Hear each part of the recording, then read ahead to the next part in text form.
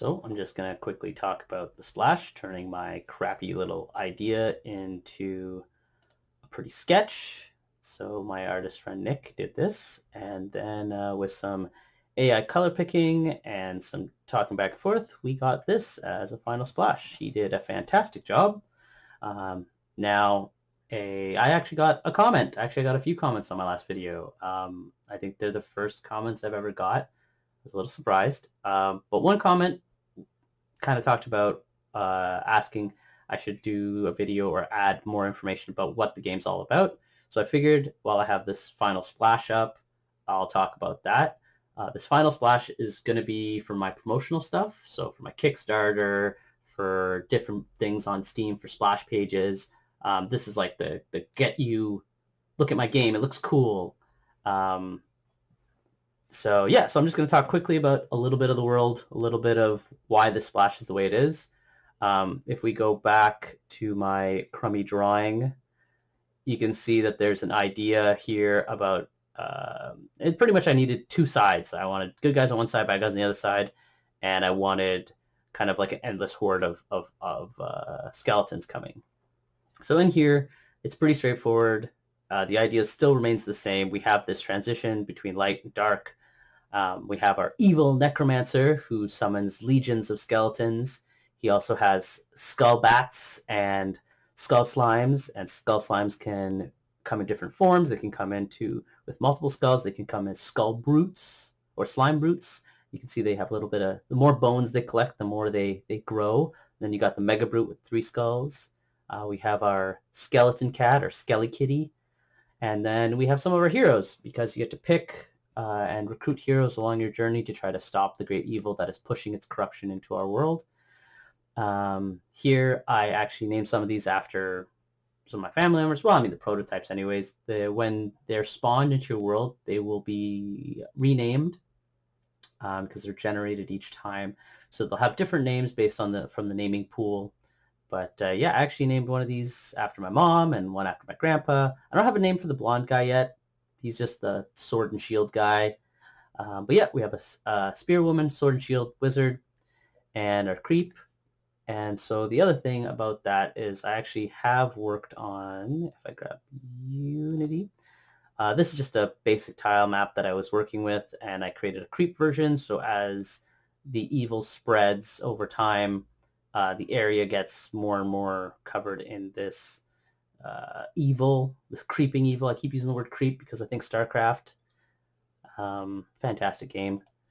But yeah, so then we'll continue on and talk about a few other things.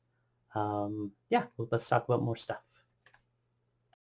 So I've got some more stuff done, and I'd like to get another video out. So what we're looking at right now is the finished splash. Well, I guess the background part, we're missing the title. But yeah, so this is what we're looking at for our splash. So if I go and I start grabbing some things, so this is kind of where we originally were thinking about where we're going to place the title of the game. And for the longest time, the title of the game was Heroes Get Remembered, though Legends Never Die. I know, there's a missing E there. This was we were just doing some prototyping of that. And so we played with around, moving in different places. Of course, my font was disgusting, not very nice, not really good spots, but, you know, this is a lot of trial and error. Then, working with the artist, he kind of suggested, after I also realized that Heroes Get Remembered, Legends Never Die, there's a band, and there's actually a song that's the title of their song, so I didn't really want to have any kind of clashing search stuff.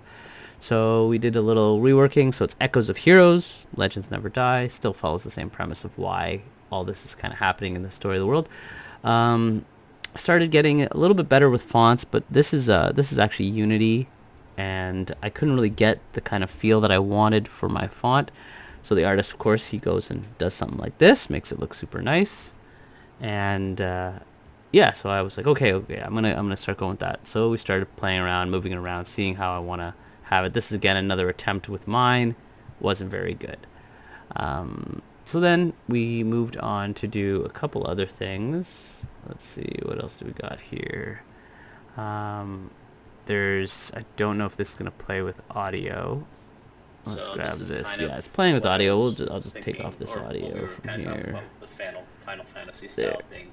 Drop this. But yeah, this was kind of me talking with him about how we want the main menu.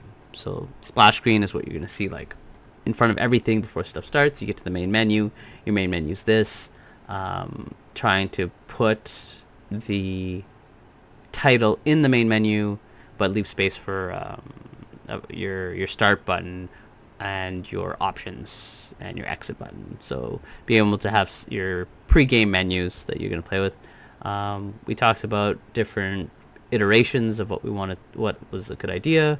I decided to grab the characters that are from the main splash, have them animated in their form.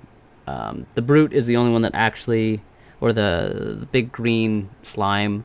I don't actually have a model for it yet, so I had to take one of my existing models that kind of had the same silhouette and just I colored him green. So for now, that's what he's going to be. You can see there's like something jutting out from the back. Trying to figure out placement stuff. So this is a lot of kind of back and forth with the artist, because when you're working alone, you kind of bash your head against a wall until you think you've got a solution, and sometimes that solution still doesn't work for you. So having someone to kind of relay back and forth with helps. Another thing is started playing with how my overworld was. My overworld was not very good the way I had it. This was me playing with it and trying to make it a little better. As you can see, there's no collision, and I have some artifacting because I'm using Unity's tile grid, and so I had to figure out a way to stop all that. You can see the splitting and the tearing between the tiles, and my lovely horse and buggy going off into the ocean. Once I created a layer that pretty much has collision, and so then my horse and buggy hits it. My collision box for my horse and buggy is not very large. That's why the horse is kind of going off everywhere. I'm either gonna have a mask version, or I'm just gonna use like a nice rectangle, and then it'll move around through there. As for creating these levels, so pretty much it starts with similar to the node system that I was using before. I have a layer that generates kind of the water, another layer that will generate the base, another layer that goes and generates details, and then a final layer that will have collision. All these are going to be procedurally generated, so that I have kind of a very diverse way of spawning my world. Each instance of a new game will spawn a new world. And so right now this one is where I'm just kind of doing my testing, and then we have so this is me working on getting my main menu and stuff working. I know it's a very large start button. I'm back and forth on how big I want all my stuff. Got some nice random transitions going. So you press start, be able to create a world. I might have like some sort of cinematic in between, something kind of denoting the world being created. You select your starting hero, you're plopped into the world, probably another cinematic of some kind, not necessarily cinematic, but some sort of transition between that kind of says, okay, the hero's coming, this is what you're off to do, story related stuff. So I'm here moving around my wagon. You'd go around, you'd come across enemies or quests that'll have similar icons or question marks. Then if you get into a certain proximity, again, you go through a transition, go into combat or a quest dialogue. After it's done, you get sent back. You are not supposed to go right back to where you started. I mean, you're supposed to go back to your started, not where you first spawned. So yeah, this is kind of where things are at now. Just trying to connect all my stuff. For development reasons, I develop everything in separate chunks, so that I can fine tune and make sure it works properly before I move on to kind of putting everything together. Because if you have one chunk, let's say my battle system's a little messed up, it could snowball into affecting other systems in the game. So like leveling and quest stuff.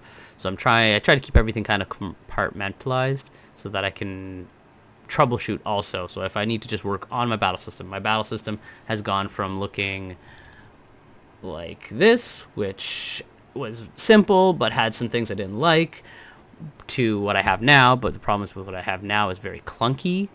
I don't like it. Also, it seems to be filling up way too much of the screen. Then I also still have to finish working on the character select. These are all old footage from other stuff. I generally take random videos of my development process.